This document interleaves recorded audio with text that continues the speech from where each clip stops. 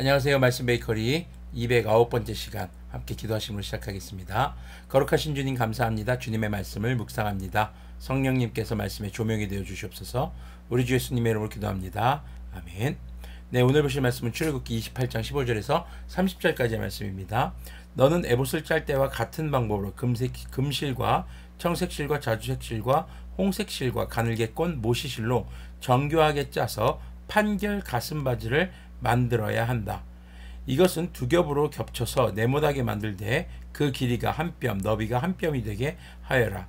그리고 거기에 네 줄 보석을 박아라. 첫째 줄에는 홍보석과 황옥과 취옥을 받고, 둘째 줄에는 녹주석과 청옥과 백수정을 받고, 셋째 줄에는 풍신자석과 만호와 자수정을 받고, 넷째 줄에는 녹주석과 얼룩 만호와 벽옥을 박되 이 보석들을 모두 금태에 물려라.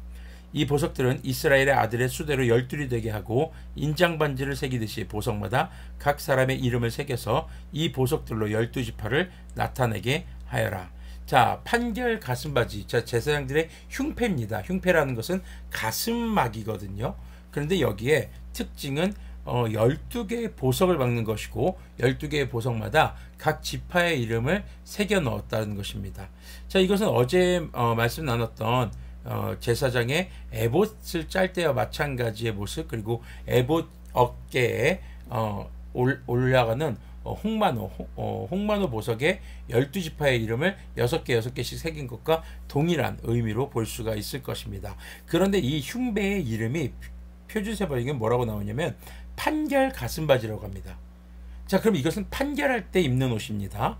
자, 판결을 도와주는 거예요. 자, 그럼 계속 한번 말씀을 쭉 읽어보면서 또 이야기를 나눠보도록 하겠습니다. 가슴바지를 가슴에 매달 사슬은 순금으로 노끈처럼 꼬아서 만들어라. 그리고 가슴바지에 걸 금고리 2개를 만들어서 고리 2개를 가슴바지의 양쪽 끝에 달아라. 금사슬 2개를 꼬아서 가슴바지 양쪽 끝에 있는 두 고리에 매어라. 그리고 꼰사슬의 다른 두 끝을 에봇 양쪽의 멜빵에 달린 두 금태에 매달아라. 자, 에봇과 가슴바지를 결합시키도록 하는 형태입니다.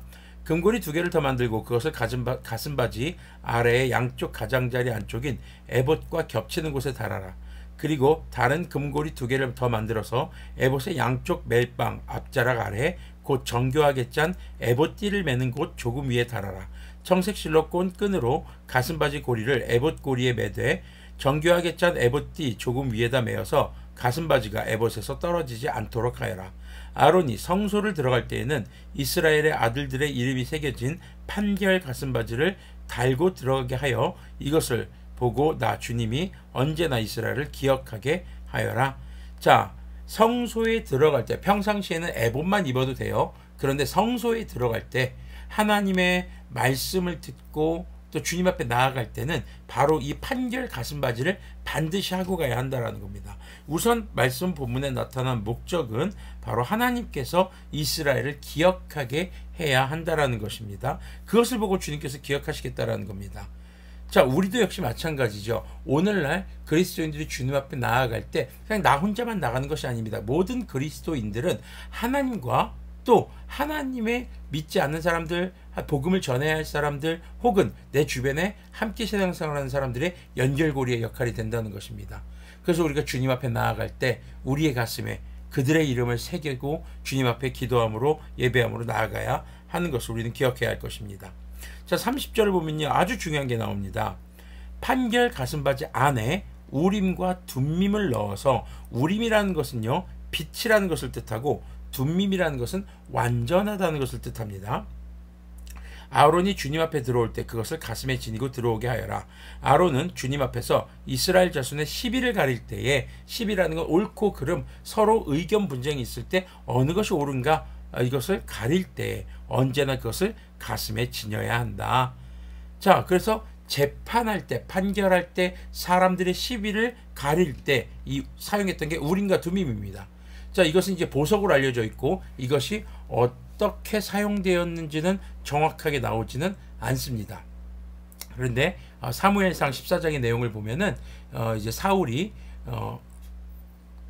자기들이 처한 어려움의 원인이 무엇인지를 찾아내는 데 있어서 우림과 둠밈을 사용했던 내용이 나옵니다. 그리고 우림이 나오면은 뭐가 되고 둠밈이 나오면 뭐가 되고 이렇게 하나님께 말하는 장면이 있는데, 이렇게 무슨 주사위라든가 아니면 서로 반대되는, 상반되는 이런 것들, 서로 반대되는 이 상황에서의 하나님의 뜻을 찾는 그런 때에 사용했던 것으로 보여집니다. 그래서 정확한 형태 혹은 정확한 사용 방법은 지금 전해지지 않습니다.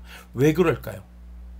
우림과 둠밈을 대신할 수 있는 우리가 분별이 우리에게 있기 때문입니다. 그것은 바로 하나님의 말씀을 기준으로 한 성도의 모임을 통한 바로 성령님의 충만함이라는 것이죠. 자, 성령님의 충만함이요, 그냥 무슨 슈퍼내추럴한 능력이 생기는 게 아닙니다. 방언을 하는 것이라든가 예언을 한다라는 것인가 환상을 본다라든가 이것이 성령님의 충만함이 아니라, 성령님의 충만함은 말씀을 기초로 교회 안에서 성도들 간의 교제를 하면서, 그리고 하나님의 말씀을 알아가고 배워가는 이 과정을 통해서 우리는 주님의 뜻이 무엇인지 알아갑니다. 그리고 삶의 선택에 왔을 때 어떤 중요한 결정을 해야 할 때 혼자 기도하는 것이 아니라 함께 기도할 수 있는 기도의 동역자들, 그리고 함께 기도하고 말씀을 기준으로 기도할 때에 주님께서 인도하시는 그 길을 찾아가는 것, 분별하는 것, 선과 악을 분별하게 되는 것. 자, 이것이 바로 우리에게 우림과 둠밈에 해당한다는 것입니다.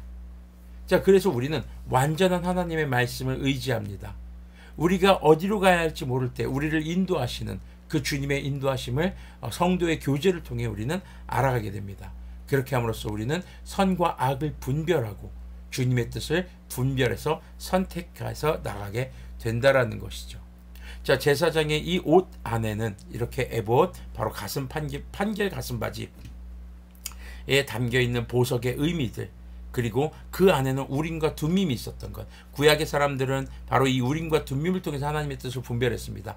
오늘날 우리들은요, 성령님의 인도하심을 따라 하나님의 뜻과 아닌 것을 분별하게 됩니다. 선과 악을 분별하게 되는 것이죠. 그런데 성령님의 충만함은 바로 말씀을 기초로 우리가 성도들이 모여서 예배할 때 비로소 그 성령님의 충만함을 우리는 경험하게 됩니다.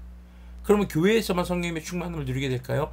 교회를 중심으로 성령님의 충만함을 경험하는 우리들이 각자의 삶에서도 주님의 뜻을 분별할 수 있게 되는 그런 성령님의 충만한 삶을 지속하고 이어갈 수 있다라는 것이죠.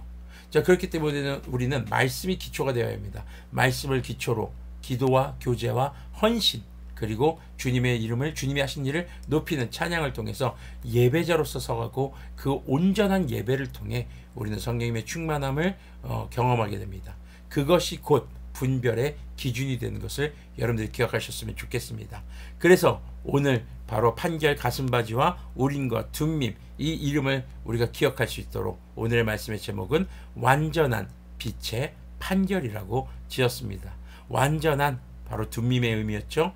또 빛, 우림의 의미였습니다. 판결 가슴바지. 자, 우리는 완전한 빛의 판결을 중심으로 살아갑니다. 그것을 한 단어로 하면 뭘까요?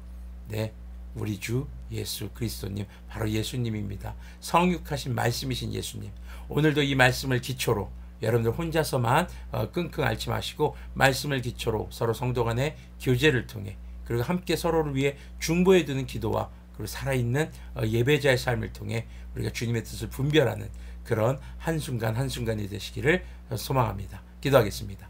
거룩하신 주님, 감사합니다. 우리가 때로는 어둠 속에 있을 때가 있습니다. 어디로 가야 할지 모를 때가 있습니다. 우리는 불완전합니다. 그렇기 때문에 빛 대신 주님의 말씀, 완전하신 주님의 말씀이 필요합니다.